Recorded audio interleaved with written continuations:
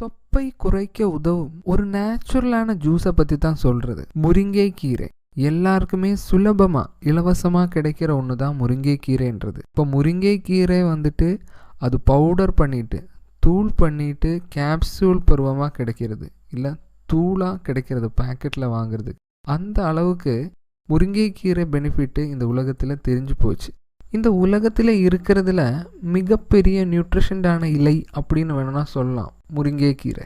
முருங்கைக்கீரை இலை வந்துட்டு தூள் செஞ்சதாக இருந்தாலும் சரி, இல்லை ஃப்ரெஷ்ஷாக இருக்கிற இலையாக இருந்தாலும் சரி, BP level, sugar level, cholesterol level இது எல்லாமே ரெடியூஸ் பண்ணுறதுக்கு ரொம்ப ஹெல்ப்ஃபுல்லான ஒன்று. சுகர் லெவலை கண்ட்ரோல் பண்ணுறதுக்கு முருங்கைக்கீரை இலையில் வந்து ரைபோஃப்ளாவின் அப்படின்ற ஒரு பொருள் இருக்குது. இது வந்து சுகரை ரெடியூஸ் பண்ணுறதுக்கு ரொம்ப ஹெல்ப்ஃபுல்லான ஒன்று. இதில் தாராளமாக இருக்கிற ஃபைபர் கண்டென்ட்டு செரிமான சம்மந்தப்பட்ட பிரச்சனைகள் ரெடியூஸ் பண்ணுறதுக்கும் சரி பண்ணுறதுக்கும் ரொம்ப ஹெல்ப்ஃபுல் ஆகும். தாய்ப்பால் கொடுக்குறவங்களுக்கும் இது ரொம்ப ஹெல்ப்ஃபுல்லாக இருக்கும். என்னன்னு கேட்டால் கால்சியம் லெவல் இதில் தாராளமாக இருக்குது.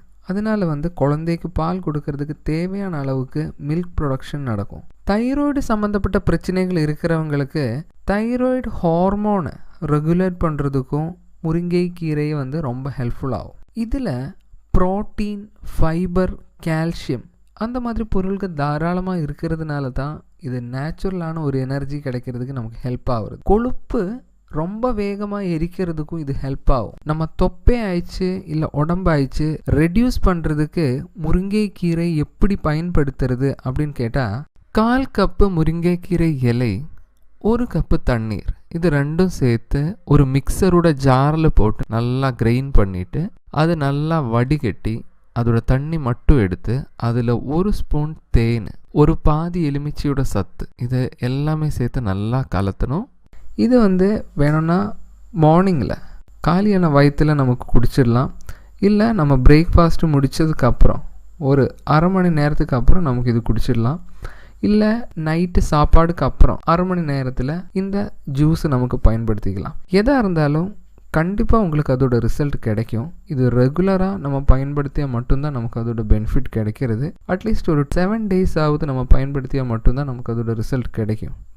முருங்கைக்கீரையில் வந்து நம்ம உடம்புக்கு தேவையான என்னென்ன பொருட்கள் இருக்குது அப்படின்னு நம்ம விக்கிபீடியாவில் பார்த்தாலே நமக்கு தெரியும். அதில் இல்லாமல் இருக்கிற ஊட்டச்சத்துக்கள் இது இல்லை அப்படின்னு வேணான்னா சொல்லலாம். இதில் வந்து 25% அதிகமாக இரும்பு சத்துக்கள் இருக்குது நம்ம நார்மலான கீரையை விட.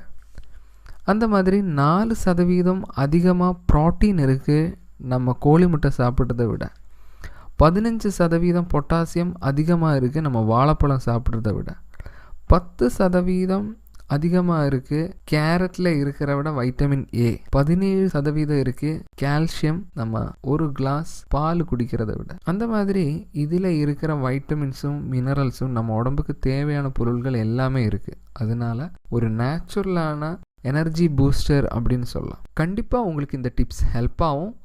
இப்போ தொப்பை ரெடியூஸ் பண்ணுறதுக்காக இருந்தாலும் சரி, உடம்பு ரெடியூஸ் பண்ணுறதுக்காக இருந்தாலும் இது கண்டிப்பாக உங்களுக்கு இது ஹெல்ப் ஆகும். இந்த மாதிரி இன்ஃபர்மேட்டிவான வீடியோஸ் இனியும் பார்க்குறதுக்கு சேனலை சப்ஸ்கிரைப் பண்ணலாம்.